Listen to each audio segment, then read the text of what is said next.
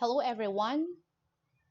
This subject is Educ 101, the child and adolescent learners and learning principles. This course focuses on child and adolescent development with emphasis on the current research and theories on biological, linguistic, cognitive, social, and emotional dimensions of development. Further, this includes factors that affect the progress of development of the learners and appropriate pedagogical principles applicable for each developmental level of the learners. The course also addresses laws, policies, guidelines, and procedures that provide safe and secure learning environments and nonviolent discipline in the management of learner behavior. So we have it here, the keywords. We have the word child, adolescent, learners, and learning principles.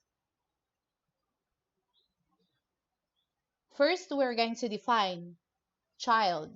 So when we say child, it is a young human being below the age of puberty and below the legal age of majority. And when we say adolescent, it is of a young person in the process of developing from a child into an adult. So it is in between a child and an adult, or we call them teenagers. Adolescent is used to describe young people who are no longer children, but who have not yet become adults. It also refers to their behavior. And when we say learners, a learner is someone who is learning about a particular subject or how to do something. It is a person who is learning. It's you, a student like you. And when we say learning principles, these are guidelines for the ways in which people learn most effectively. Now, in this lesson, you will learn the universal definitions of child and adolescent. And we have it here, the definitions by UNESCO and UNICEF are contained in the United Nations Convention on the Rights of the Child, described as Magna Carta for Children, which defines child as every human being below the age of 18 years. That is according to UNESCO and UNICEF. That is their definition of a child. The UNCRC is an international convention that sets out the rights of children, civil, economic, political, social, and cultural rights. So it is monitored by the United Nations Committee on the Rights of the Child, which is composed of members from countries around the world. We also have UNESCO, or the United Nations Educational, Scientific, and Cultural Organization. UNESCO and UNICEF represent two different bodies of the United Nations, or the UN, that are working together to improve literacy and education to children. So, UNESCO is concerned with eradication of poverty, achieving sustainable development, and intercultural negotiation to promote education, the sciences, and culture. It seeks to build peace through international cooperation in the education and sciences and culture.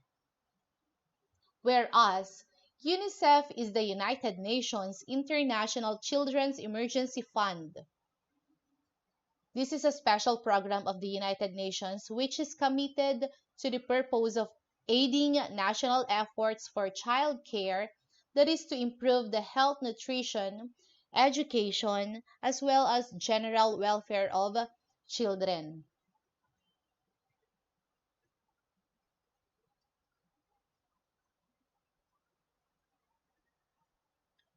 Now, the World Health Organization, or the WHO, or WHO, gives the following definitions of child and adolescent.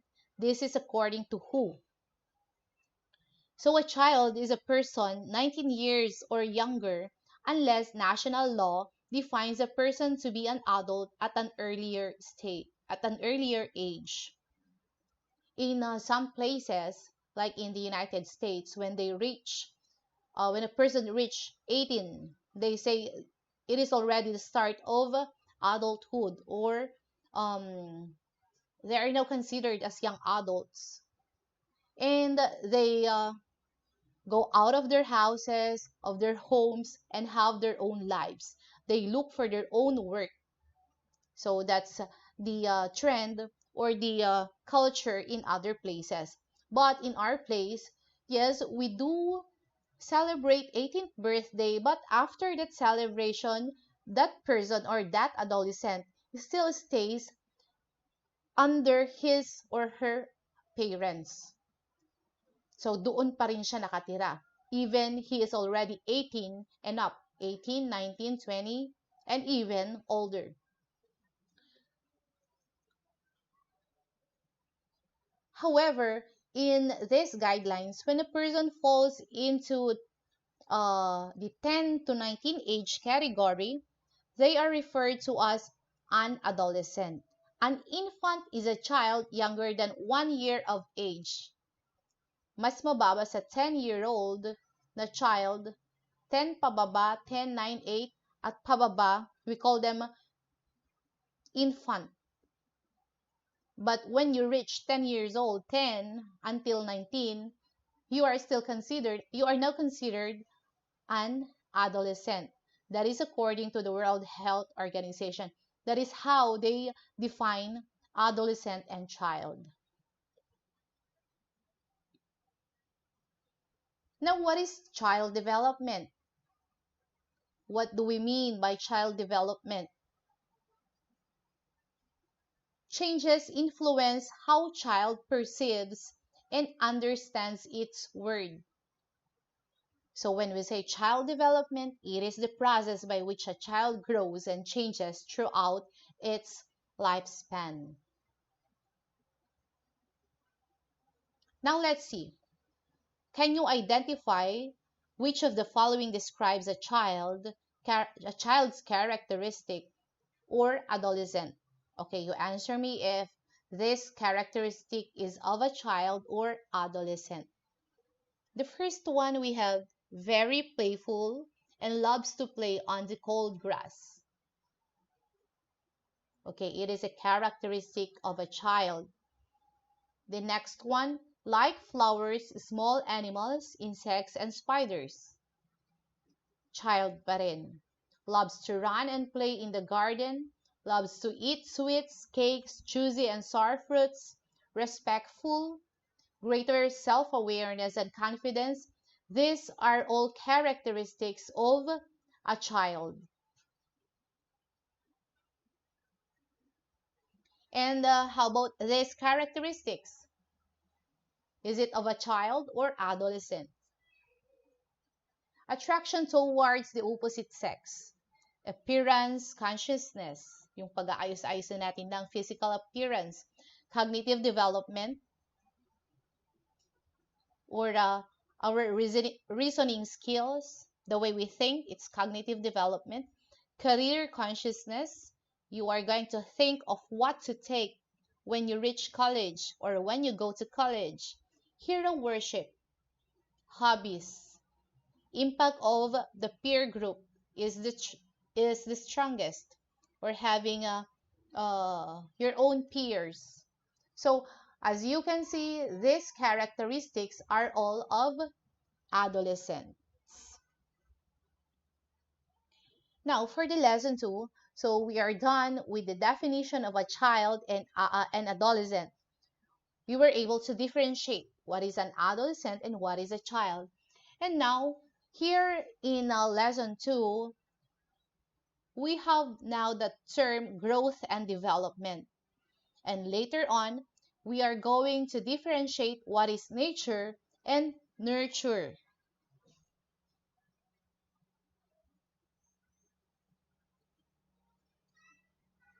Okay, so human growth and development is a lifelong process of physical, cognitive, and emotional growth and behavioral change. So when we say growth, it is cellular and is observed in quantifiable changes of physical aspects of the person, such as change in size and even change in weight. What else? Even in your height. So that is under the term growth. Quantifiable changes. So we have that term. So when we say quantifiable, it is measurable. It is computable. You can compute, you can see. So growth, as I have said, example niyan ay yung height natin, yung pag-grow.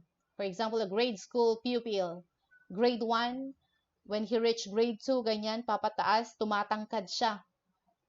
And bumibigat rin, of course. So we call that growth.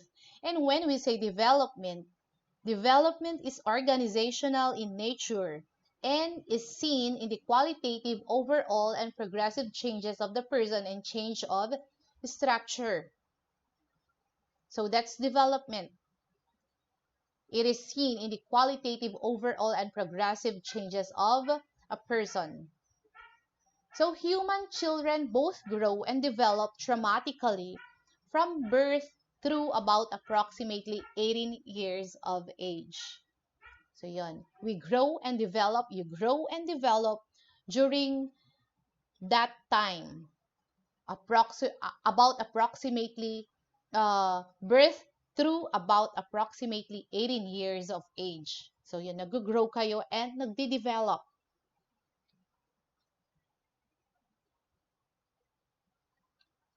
Now, let's move on to nature and nurture. One of the prevailing issues in psychology is the age-old debate on nature and nurture. Continuously seeking to understand the influence of nature, or when we say nature, it's genetics. And nurture, when we say nurture, it deals with the environment, ang paligid natin, on human development. So the debate intends to find out whether genetic factors have more influence on one's behavior or personality over environmental factors or the other way around. So when we say nature, I told you a while ago that when we say nature, it's of genetics. We're talking about genetics. This refers to genes or hereditary factors which are commonly seen in appearance and characteristics of a person. Nature. It's more of your appearance. For instance, sino ang kamukha mo? Is it your mother or your father? Meron at meron kang kamukha sa kanilang dalawa. Or if not, maybe you look like your grandmother or grandfather or aunts and uncles. So it is commonly seen in appearance. That's nature. It's inborn. It's innate. You got your characteristics and even your appearance too. It's from the genes of your parents or relatives. And when we say nurture, it is more of how you are being raised. It's the breeding, ano pa ba? Fostering. So we have those terms. So nature refers to the genes or hereditary factors.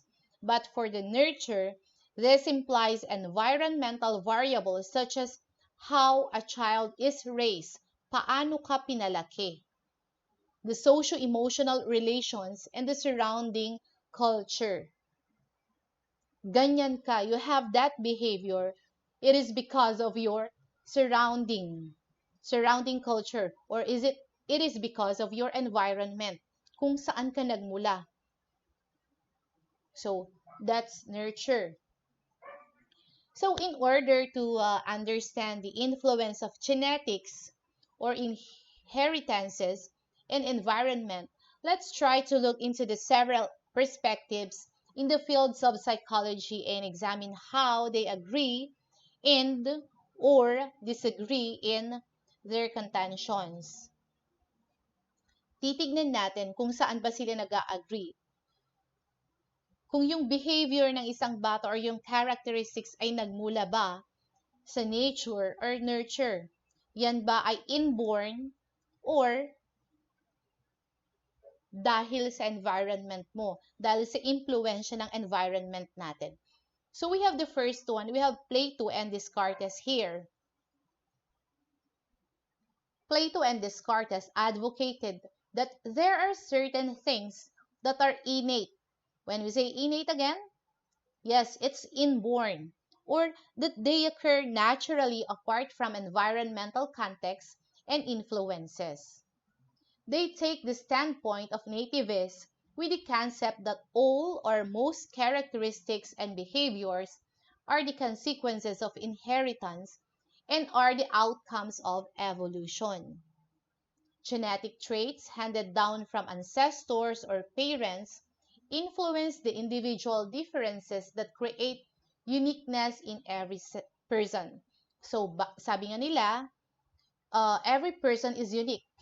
Every child is unique. Every individual is unique.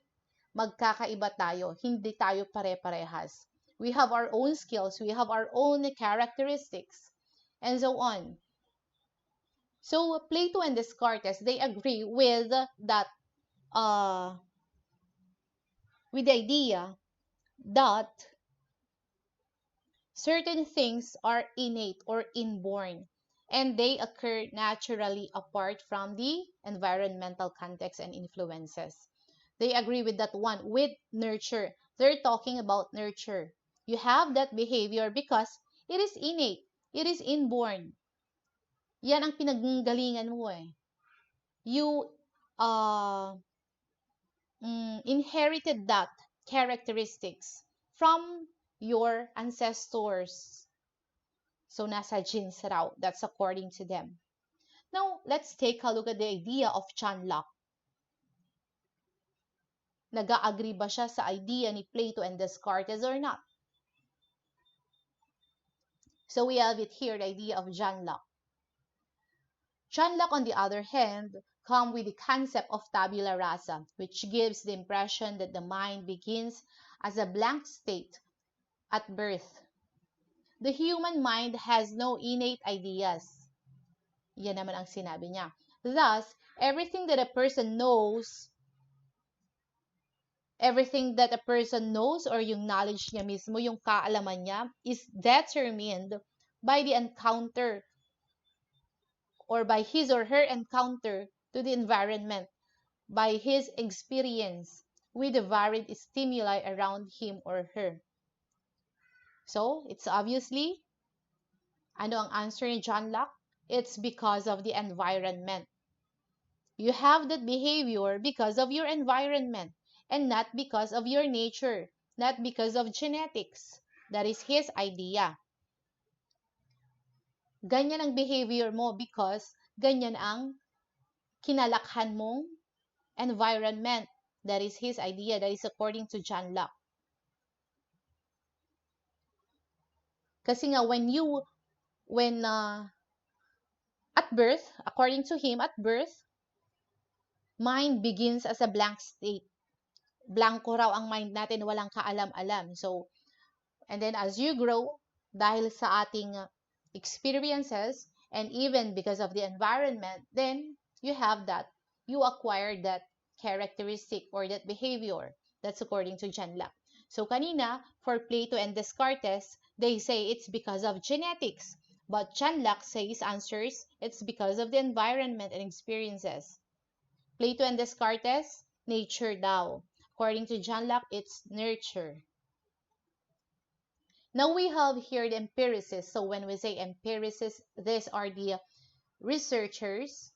They take the perspective that all or most characteristics and behaviors result from learning. The behaviorists believe that all actions and behaviors are the results of conditioning. Irrespective of genetic background, behavioral theorists such as John Watson He also believed that people could be trained to do and or to become anything. So what is their idea? What is their answer? Is it nature or nurture? Is it genetics or environment? Yes, it's environment. Nurture din ang idea ng mga ibang researchers and some behaviorists. So they have the same idea with John Locke. People could be trained. For instance, pinanganak kang mahiyain. Ma-overcome mo ang pagiging mahiyain mo pag na-expose ka sa mga taong opposite with that attitude. Sa mga taong siguro sabihin na lang natin na very high ang confidence level nila. Pagka napabarkada ka sa mga taong hindi shy type, ganyan, you will boost your confidence because of them. Nai-impluwensyahan ka. Sabi nga ni Watson, people could be trained. Pwede kang ma-train to be that someone. To become anything. So, napapalitan yan dahil sa influence ng other people, ng environment natin. Okay, so that's his idea. That's the idea of these researchers and behaviorists. Now, for another, contemporary views present that more and more psychologists and researchers are now starting to become aware of the reality that these two factors do not individually influence development. Instead, they work together or they interact. So in this statement, the answer is both. It agrees with both nature and nurture. The behavior of someone, you are like that because of innate, because it's inborn, and another one, it's because of the influence of others. So parehas, it agrees. This statement agrees with both nature and nurture. Thus, they find interest in examining how nature modulates nurture, or the other way around. Nevertheless, while few take the extreme nativist or radical empiricist or behaviorist approach, the debate on the degree to which heredity and environment influence behavior remains. But up to now, pinagdedebatehan pa rin. Which of which? It's heredity or environment ba? Kung bakit ganun ang isang tao. But I have presented you some ideas naman. The ideas of Plato, the ideas of John Locke, some of the researchers. So it's up to you. Which of which? Bakit ka ganyan? Is it because of your innate, of your nature? It's your nature already? Dahil ganyan ang parents natin? Or is it because of our environment? Or is it because of the environmental influences? That's nature and nurture.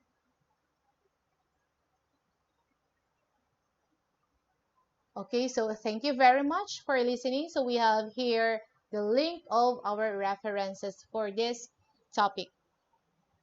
So I hope you can be able, you understand what is growth and development, and you can differentiate what is nature and nurture. So thank you very much for listening. Have a great day ahead.